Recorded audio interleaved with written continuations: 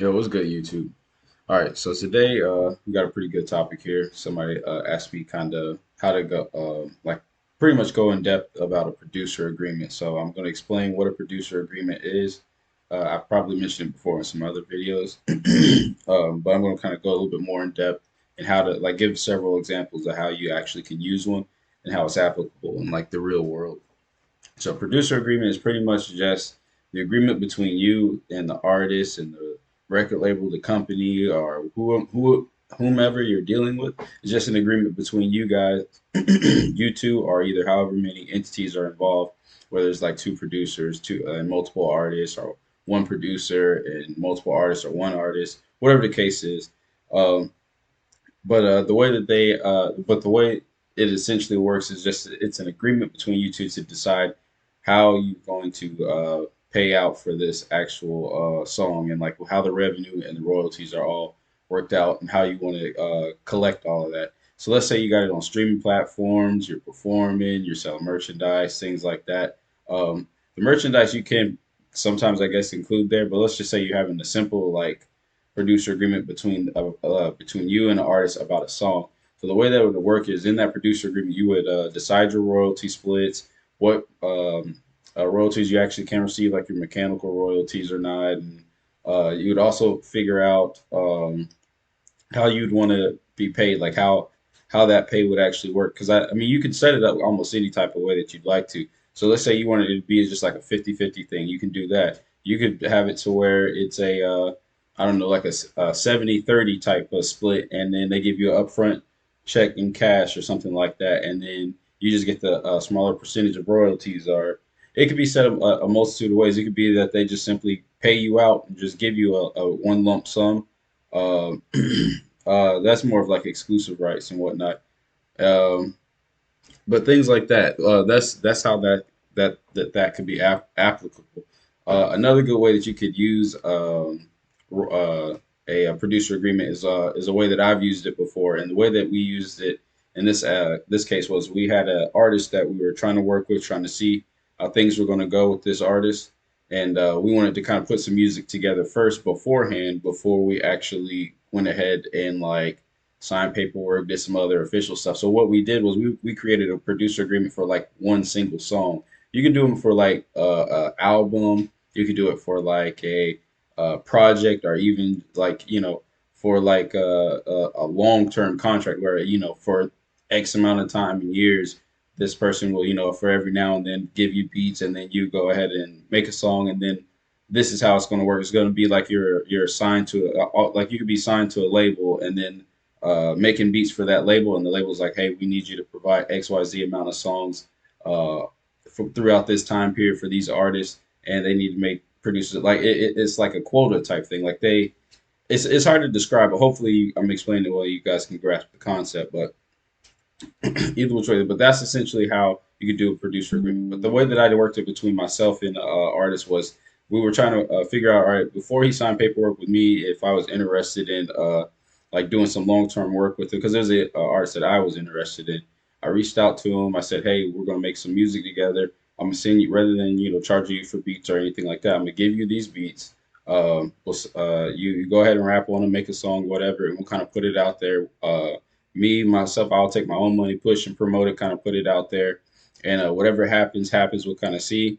But if anything happens with this song, there's some paperwork between you and I, but there's no paperwork for anything else other past that. So your whole catalog is all yours. Like it is just for strictly this song. But lots of times people get caught up doing it, and it's like for their whole catalog. Don't do anything like that.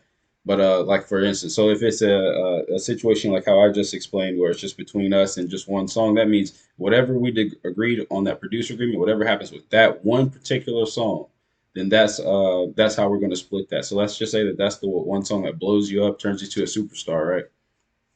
If that's the case, then that means that we have already figured that out. We already have a producer agreement, and the reason that this is a safety net is because that if that song is the song that blows up, and then let's just say all these labels swoop in and like, oh, we want to get a piece of this pie. Like, let's figure this out. You already have some knowledge of how to work this out. You already have some knowledge of okay, this is the song that blew me up, but I have it protected already. Like I already know how I'm going to get paid. I know how it's structured. So pretty much since I have an agreement between me and the producer for this label to want to use this song, would they have to either buy us out this agreement or restructure it in a way to where they can't just get it because you have an agreement between me and the artist, right?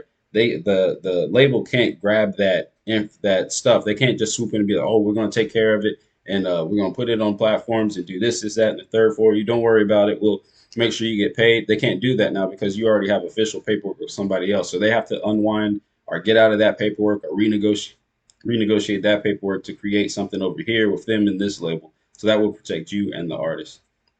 So that's pretty much like the easiest way to kind of explain it. I hope that kind of was clear. I know it's kind of a lot to grasp, but that's a real life example of how I actually have used a producer agreement, and that's the basic concept of what it is. And a producer agreement can be something as simple as like I go on the computer, type up we're mechanical royalties. I forget all the other couple royalties you can get, but there's several other royalties. You can put mechanical royalty splits and then have it listed, and then percentages. Each person's uh, full legal name, I believe. And you just need to put type up how you want it structured and what you want it to encompass. And then like in the event that something happens with this song, like if it blows up or something like that, what how you work that, you have to have both parties there, or no, you're not there, but you may have to have both parties to agree on something, or they can sell their portion versus the other one can sell their portion. I don't know. You can split it up. However, you can literally make it up however you want. Type it up literally in a Word document if you want it. Put your full legal name, and then both of you sign it, or however many people need to sign it at the bottom, and you have like a legal binding document to say, hey, we both agreed on this when it comes to this song and what was going to happen. So no matter what, even if we fall out, it doesn't matter if we fall out, we never see each other, or we're not cool anymore, or as long as everything if everything goes great and it blows up and we continue to work together, this one particular song that we created, this one is protected. This is how it's going to be treated when it is put out there on platforms. So that's pretty much like the basics of it. To just kind of like dumb it down and just make it really easy and simple to like understand. So hopefully that helps you guys out to understand kind of how a producer agreement works and how it can actually protect you and help you. Um, and again, it's a great thing to do so that you're protected, so that when the labels comes in to try to swoop that song up, you have some protection and you have a way to be like, hey, I'm not just going to giving this up because I already have a contract involving with this song. So if you want this, I'll let you buy out this contract for I don't know whatever 50% of the royalties that I'm entitled to because I'm the producer to this song. So I want that. I want my full amount of royalties, or I want an advance, or I want this, or I want a T-shirt, and to be able to go into whatever the case is, you can basically you have leverage. You have a reason to argue because you have a legal binding agreement between you and the other person that they have to get you out of essentially to be able to do what they want with it so that they can own those rights because you and that other person own have an agreement, but you need to go back behind that and own those rights as well. So that's copyright and all that other stuff. So that's pretty much like the basics. We keep it short and simple. Hopefully that was kind of easy to understand. I know it's a lot to kind of wrap your head around, so I try to make it as easy to kind of understand because it is a lot because it's a lot of legal stuff and you want to make sure everything's done properly and like everybody's covered and protected. But essentially, it is as simple as typing up a document in Word and you know using your full legal name, signing it, and then just that you both having a copy of it. Like you could use that to say that this is our agreement.